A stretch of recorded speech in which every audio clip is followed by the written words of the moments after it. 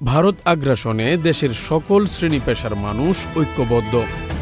চলমান ইস্যু নিয়ে ভারত সরকারকে কড়া হুঁশিয়ারি দিয়ে ইসলামী আন্দোলন বাংলাদেশের আমির ও চরমোনাই পীর মুফতি সৈয়দ মোহাম্মদ রেজাউল করিম বলেছেন, বাংলাদেশকে নিয়ে যদি কোনো ষড়যন্ত্র করে থাকেন তাহলে এদেশের মানুষ সেই বিষদাঁত ভেঙে দেওয়ার জন্য প্রস্তুত হয়ে অপেক্ষা করছে। শত শত মায়ের বুক খালি করা খুনি হাসিনাকে ভারত আশ্রয় দিয়েছে। ভারত বন্ধুরাষ্ট্র বললেও এখনও তারা বন্ধুর কোনো পরিচয় দিতে পারেনি।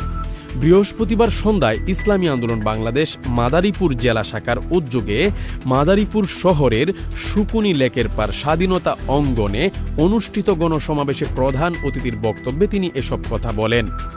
চরমোনাইর পীর বলেন, সবাইকে সতর্ক থাকতে হবে, আমাদের দেশকে ধ্বংস করার ষড়যন্ত্র চলছে। 1971 সালে দেশ স্বাধীন করার জন্য এদেশের লাখ লাখ মানুষ জীবন দিয়েছেন। গত 5 আগস্ট আপনারা দেখেছেন, এদেশ আমার, এদেশ আমাদের।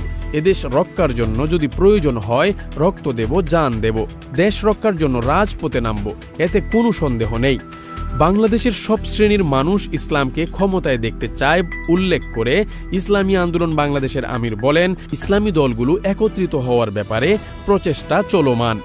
বারবার আমাদের ব্যবহার করা হয়েছে, বারবার আমরা পরগাছা হিসাবে ব্যবহার হয়েছি, আর কখনোই আমরা পরগাছা হতে চাই না।